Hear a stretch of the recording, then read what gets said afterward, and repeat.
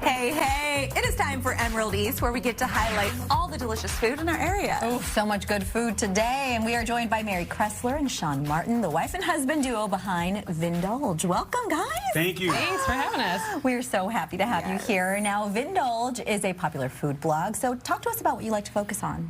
Well, the easiest way is to describe it. We love live fire outdoor cooking, and we like bringing community together through the fire. So it's really just what we do on the weekends. Fire, wine, and meat. So it gets pretty lit. Yes. Well played. Thank you. And this is really cool, too, because you've got a cookbook here. Beautiful. So you're the authors of this Fire and Wine cookbook. Yes. What can people find inside of it? Fire and Wine Cookbook has 75 recipes, all for your grill and smoker. And one of the things that I love about it is it's very different than your typical barbecue book. We believe that anything you can cook inside in your kitchen, you can cook outside, and it's so much more fun. So we showcase some of those ideas in this cookbook. Also, everything comes with a wine pairing, which is something you don't see frequently in barbecue books. So Fabulous. All right, so let's dive right in. What are we making today? we are making one of the recipes from the cookbook. These are wine marinated beef skewers with a cherry bourbon glaze. Beautiful. Let's get on it. All right, so we are starting the first step. So this recipe has layers and layers and layers of flavor, starting with the marinade. So if one of you wants to assist me, the first step in the marinade is we've got some red wine. Okay. And then we're going in the back? Yeah. throw everything right in the back, because we are going to marinate the beef for just a couple of hours. We got some beef stock. Okay. And then we've got some onions and garlic. Okay. We just toss everything in there. And then some fresh herbs. We are using some rosemary. Oh, not that yet. Not that. Sorry, look at me jumping ahead of myself. Do I That's do another anything to nope. it? Throw Okay, that all just in there. right on in there. And Wow, then okay. for the meat, we are using New York strip for this, but you could use any cut of beef that you like, anything from chuck, anything that's a big roast, you can cut up into 1-inch pieces.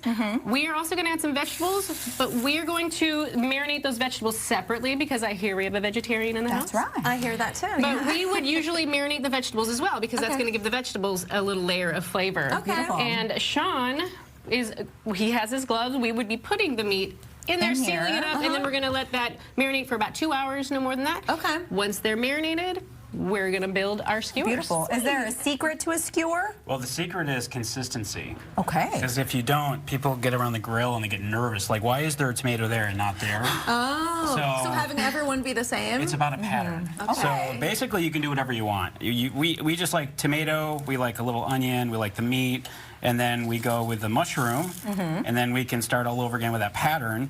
And you can do a main meal, so usually it's 3 or 4 pieces of meat if you're doing this for a meal. And then if it's an appetizer, we just do like 2, and then you just kind of throw it right in the grill. Beautiful. Cool. So that's how we're taking care of the skewers. Nice. I've got some that have been pre-made here. So Mary talked about the layer of flavor, so we're going to add a little dry seasoning to the skewers. So here is when we use the dry seasoning. And what goes in that seasoning? Yes, this seasoning is kosher salt, coarse black pepper, granulated garlic versus garlic powder, so it's a little bit bigger granules. Didn't know there were different things. Yeah. There are it's different like things. chunky. Yeah, the internet loves to tell us when we get it wrong, and then we remind them we actually said granulated. Yeah. Okay. Good to know. So we got a lot of feedback on that. And then we add a little bit of cayenne, just a touch for heat. Okay. And then paprika. Beautiful. But you can use any seasoning you like, and that's in the book. So why don't you grab a little bit of that seasoning and just douse it right over the top. So the skewers have been Sprinkle, sprinkle. all ready to go. You just sprinkle them on. And this is the fun part. This is the sizzle. Okay. Ooh, I love a sizzle. So we've got a hot pan here. Now, if we were actually grilling, we would have it over a direct grill, which means that the charcoal and the heat's directly underneath. And we're going to throw it right on the pan. And that's what you want to hear, that sear. Yes. So, And then for the veggie skewers, do you do pretty much the same thing, just veggie stock instead of beef stock?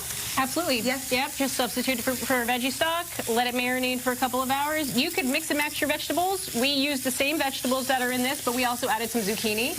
But if you have another favorite vegetable, go ahead and marinate that. Cut them up in the same size pieces, skewer them, and then grill them the same way. Perfect. Beautiful. so the last flavor area Mary's going to talk about, but basically these will take about 8 minutes to cook up.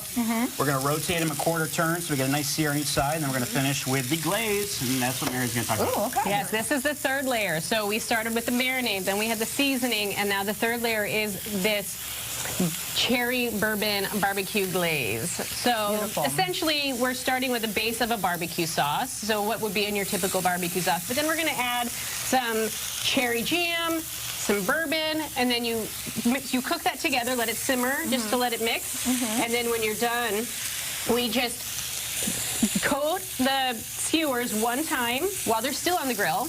Beautiful. So pretend these have been on for a good 8 minutes or so. You're just going to give them one good glaze.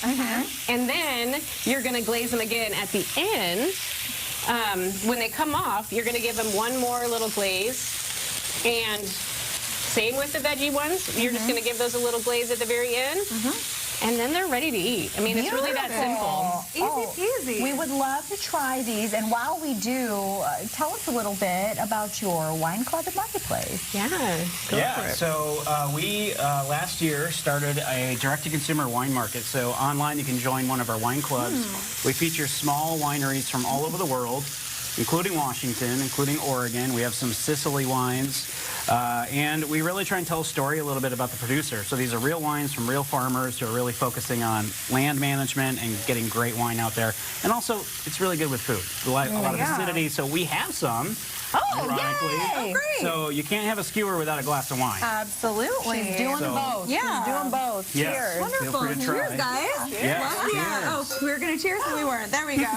We got it. This was absolutely wonderful. Mary and Sean, thank you so much for coming in and sharing all these tips with us. Our pleasure. You can find these recipes on our website, fox13seattle.com/Studio13Live. And don't forget, if you have a restaurant or bar we should feature, definitely let us know. Email us, studio13live@fox.com. Bye.